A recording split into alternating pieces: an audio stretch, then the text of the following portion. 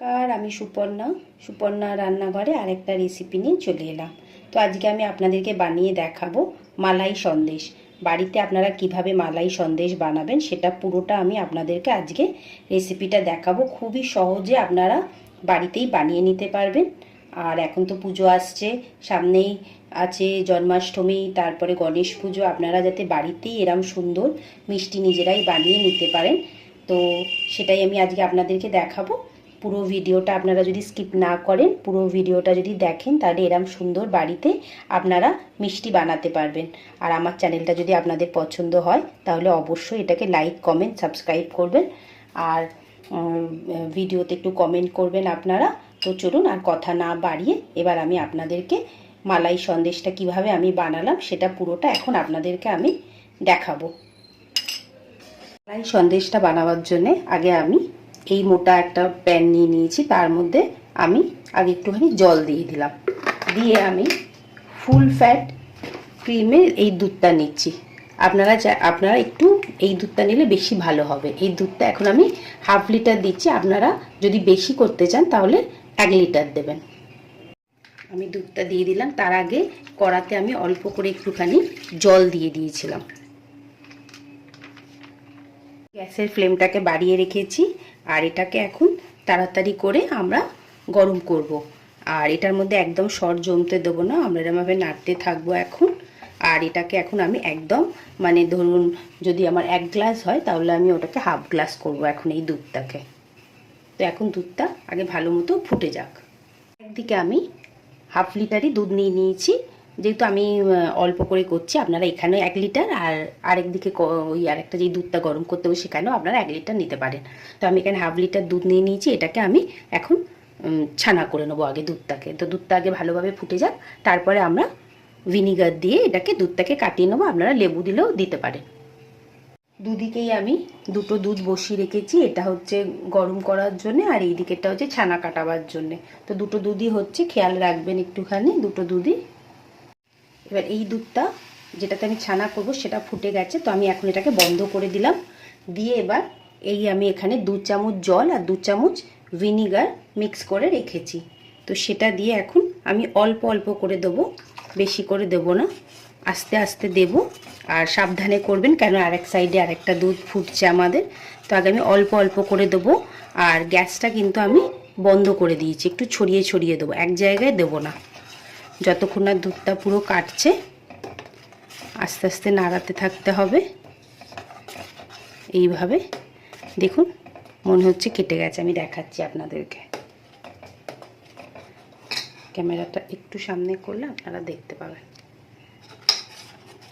দেখুন দুধের জলের কালারটা চেঞ্জ হয়ে গেছে। তো এখন আমি এটাকে ছেঁকে নেব। নিয়ে নিয়েছি, তার উপরে আমি এরকম একটা সাদা কটনের কাপড় এর উপর থেকে দিয়ে দিচ্ছি, দিয়ে আমি এখানেই ছেঁকে নেব। এবারে ছানাটা নিলাম,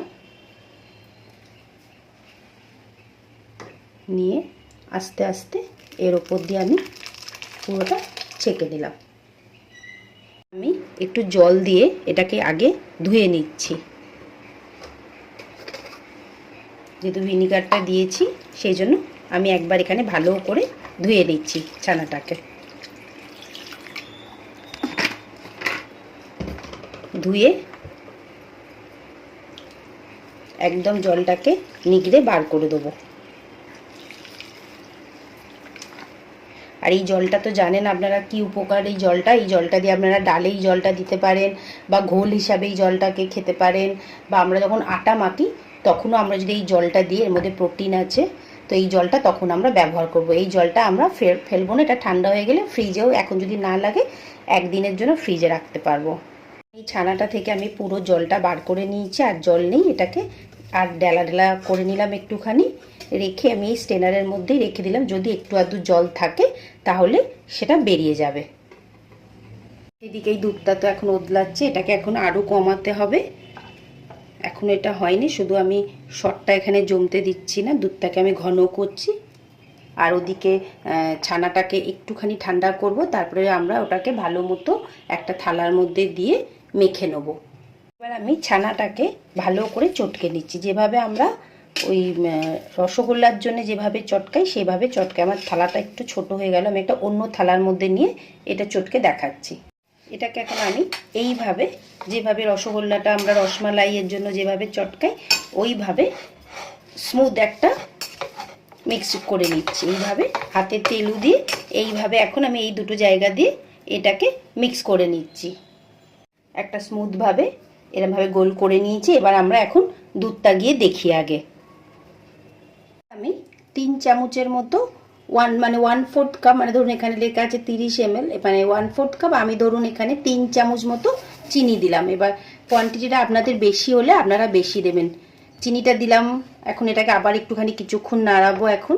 আর এখানে আমরা এখন একটু গোলাপ জল দিয়ে দেবো, আপনারা চাইলে এখানে কেওড়া জলও দিতে পারেন। তো আমি এখন একটুখানি গোলাপ জল দিয়ে দিচ্ছি।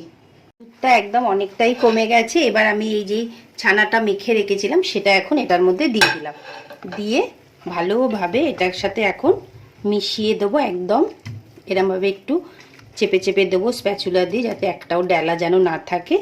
এটাকে ভালো করে এখন মিক্স করব যতক্ষণ না এইটা আমাদের এখান থেকে প্যান থেকে না বেরিয়ে আসছে। আগে ভালোভাবে মিক্সটা করে দিচ্ছি। খুব সুন্দর হয়। সামনেই তো জন্মাষ্টমী আসছে, এখন গণেশ পুজো আছে। আপনারা বাড়িতেই খুব সুন্দরভাবে এরম সন্দেশ, মালাই সন্দেশ বানিয়ে নিতে পারবেন। এমনিও আমি এই কদিন ধরে এখন অনেকগুলো মিষ্টির রেসিপি আপনাদের সাথে শেয়ার করেছি, সেগুলো আপনারা যদি দেখে নিজেরাই বাড়িতে বানাতে পারেন তো 3-4-5টা তো নিজেই আপনারা বাড়িতে বানিয়ে নিতে পারবেন। তো এখন এটাকে ভালোভাবে মিক্স করব। অনেকটাই কমে যাচ্ছে, এখন এটাকে আমি এখন অনেকক্ষণই করব। আরও ধরুন 5 মিনিট মতো এটাকে ভালোভাবে নাড়াতে থাকবো যতক্ষণ না এটা আরেকটু কমে না যাচ্ছে। এইভাবে যাতে তলাটা না ধরে থাকে। আর গ্যাসটা কিন্তু একদম সিম করা আছে এখন। এইভাবে একটুখানি সময় লাগবে, কিন্তু ভীষণ টেস্টি হয়। দোকানের থেকেও আপনারা বেশি ভালো করে এটা বানাতে পারবেন বাড়িতে। আর যদি রোজ ওয়াটার বা কেওড়া জল যদি নাও থাকে তাহলে আপনারা সামান্য এলাচ একটুখানি গুঁড়ো করে নেবেন, গুঁড়ো করে নিয়ে একটু এলাচের গুঁড়ো দিয়ে দেবেন, তাতেও ভালো টেস্ট আসে। তো এটাকে এখন অনবরত কিছুক্ষণ আমি নাড়তে থাকবো যতক্ষণ এটা আরেকটু জমাট না বাঁধছে। এটাই কমে গেছে আর দেখুন একদম এটাও বেরিয়েও আসছে। এই স্টেজে আপনারা এখন গ্যাসটাকে বন্ধ করে দেবেন, দিয়ে এটার মধ্যে অনবরত চালিয়ে ঠান্ডা করে নিতে হবে। তাহলে এটা কি হবে, শক্ত হয়ে যাবে একদম। তখন আমাদের লাড্ডু বানাতে বা গোল গোল করে বানাতে বা যেমন আপনারা শেপ দিতে চান সেইভাবে বানাতে পারবো। তো এখন আমি গ্যাসটা বন্ধ করে দিলাম, দিয়ে এটার মধ্যে অনবরত এইভাবে চালাতে থাকবো। তাহলে কি হবে, জিনিসটা পুরো আমাদের ঠান্ডা হয়ে যাবে। এখন এটাকে দেখুন অনেকটা ড্রাই হয়ে গেছে, এখন একটু গরম আছে, সেই জন্য আমি একটুখানি এখানটা এখন থালার মধ্যে দিয়ে ঠান্ডা করছি। একটু ঠান্ডা হয়ে গেলে তখন আমরা এটাকে গোল করব। অনেকটাই ঠান্ডা হয়ে গেছে, একদম যদি ঠান্ডা হয়ে যায় তাহলে আবার গোল করতে অসুবিধা হবে। তো এখন আমি এটাকে গোল করছি, আপনারা চাইলে চৌকোও করতে পারেন। এইভাবে এখন আমি খুব একটা বড়ও করছি না, খুব একটা ছোটও করছি না, এইভাবে এখন আমি প্রত্যেকটা গোল করে নিচ্ছি। মালাই সন্দেশ তো রেডি হয়ে গেল, খুব তাড়াতাড়ি হয়ে গেল। আমি একটু গরম দুধের মধ্যে কেশর দিয়ে দিয়েছিলাম যাতে একটু দেখতে সুন্দর হয়। আর দেখতে তো সত্যি সুন্দর হয়েছে, ভালো একটা স্মেলও আসছে সন্দেশের একদম। তো আপনারা অবশ্যই বাড়িতে রেসিপিটা ট্রাই করবেন আর আমাকে বলবেন কেমন লাগলো। আর জন্মাষ্টমীতে বা গণেশ পুজোতে যদি পাঠান তাহলে অবশ্যই আমাকে ছবি পাঠাবেন, আমি দেখব। আর অনেকগুলো মিষ্টির ছবি আছে, এই ছবি বলছি সরি, ভিডিও আছে আমার চ্যানেলে, সেগুলো যদি আপনাদের দেখতে ইচ্ছা করে তাহলে অবশ্যই দেখবেন। তাহলে আরও বেশি বেশি আপনারা মিষ্টি নিজেরাই বাড়িতে বানাতে পারবেন। তো আজকে ভিডিওটা এখানেই শেষ করলাম। টাটা, আবার আরেকটা নতুন রেসিপির সাথে খুব তাড়াতাড়ি দেখা হবে।